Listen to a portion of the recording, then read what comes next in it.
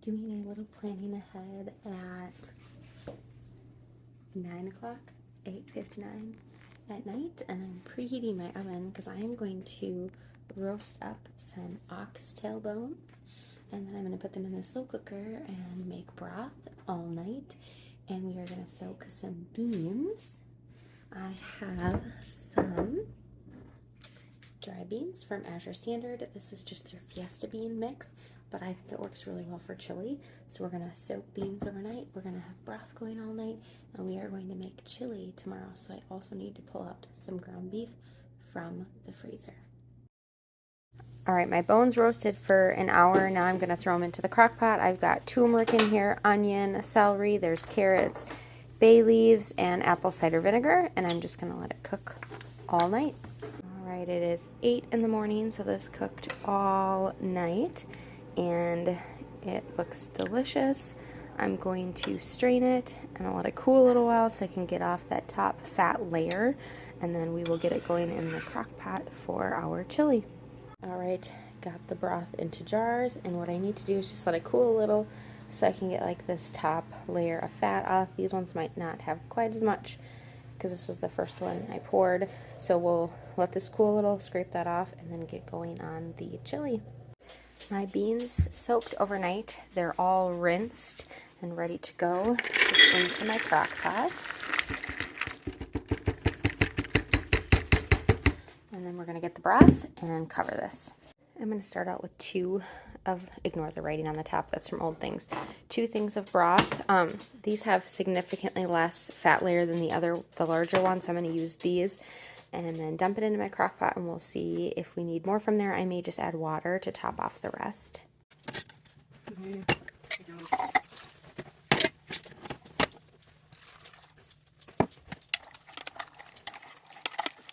So I'm going to add in a little bit of water also.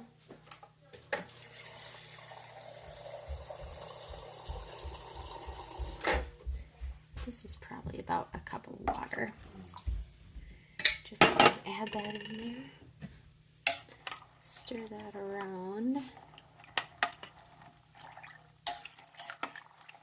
And I like my chili thick. I don't like it super soup-like, so I think I'm going to leave that for now because I'm also going to add in some ground beef once I can cook it up, tomato paste, seasonings, but for now I'm just going to get the beans cooking in the broth while I work on breakfast.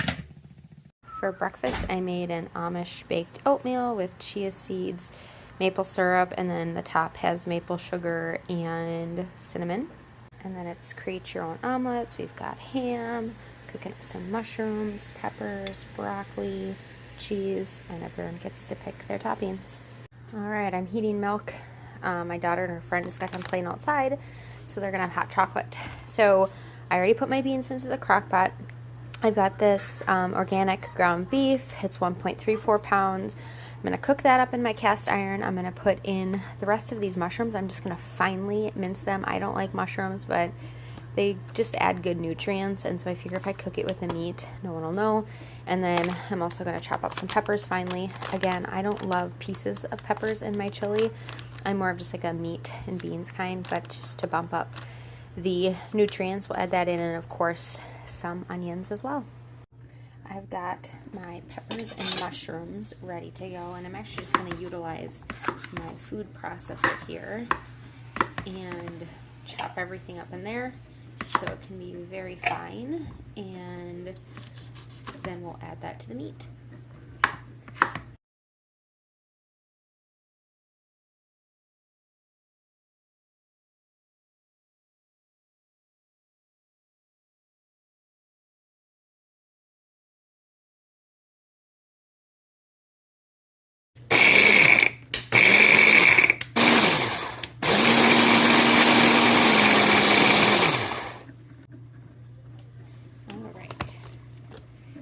That off of there. There we go.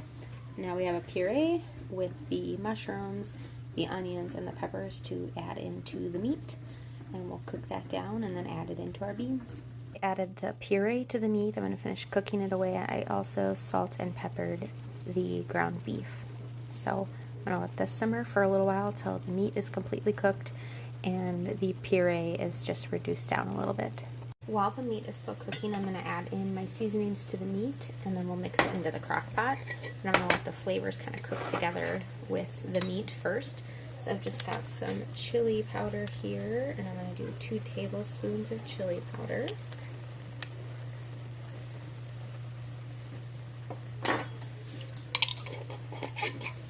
And I've got some oregano, and then I'm going to do a tablespoon of oregano.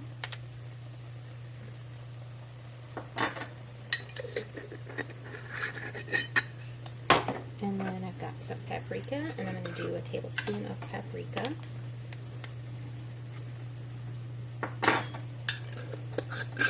And we're just going to mix this all together. So again, this will mix in the crock pot with the beans. But I figured I would just wake up the spices on the stove top first.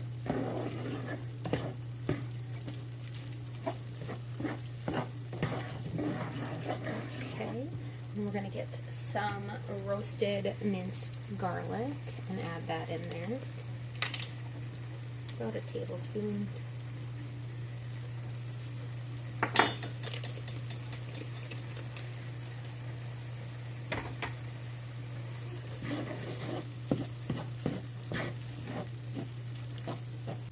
Okay, next up is some cumin. I'm going to do a teaspoon of cumin.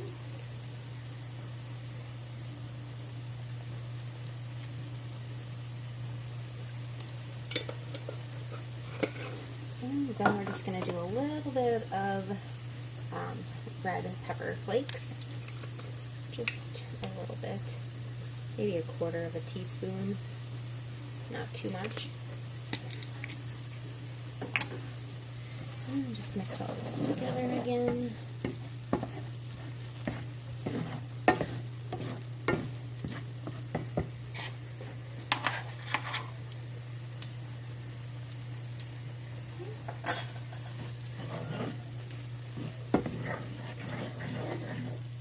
And then we're just going to add in a little bit of onion powder. I know there's onion in there, but I also like the onion powder.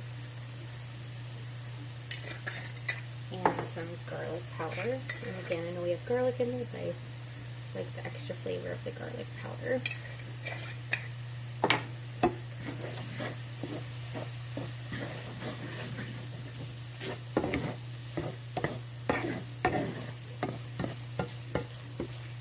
Okay, now we're going to move this into the crock pot.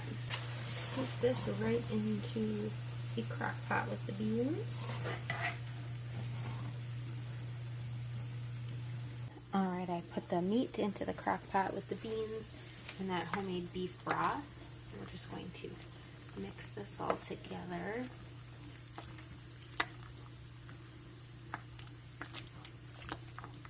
And we just have a couple more things to throw in there, and then we're just going to let it cook all day. I've already had the beans cooking for a little while because I couldn't get the meat in there right away.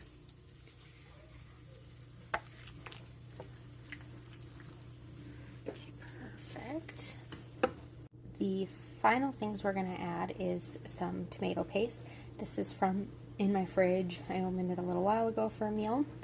And then just some coconut sugar to cut down on the acidity from the tomatoes. So we'll do the tomato paste second so I can use the same spoon. So I'm going to add in some of this coconut sugar. You could just use regular sugar. I always like to add in a little bit. It just cuts down, like I said, on the acidity. Okay, and then we're going to add in some of that tomato paste.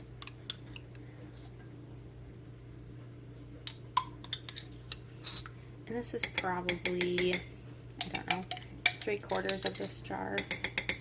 But I'm just going to use it all because it's been in the fridge for a few days and needs to get used up.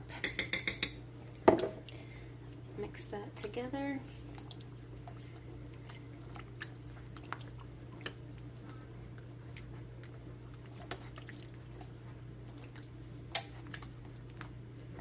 Alright, there you go. Now I'm just going to close the lid and let it cook all day.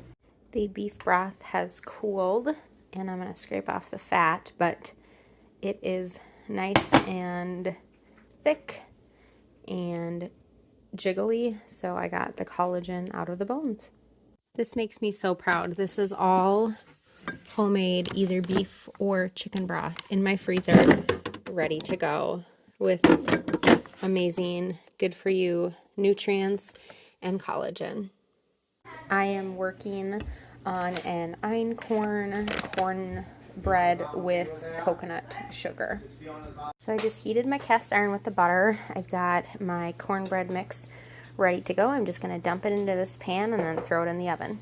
Alright, so I'm going to dump it in, but one tip is to keep a hot pad on the handle of your pan so you don't forget that it's hot and go to grab it.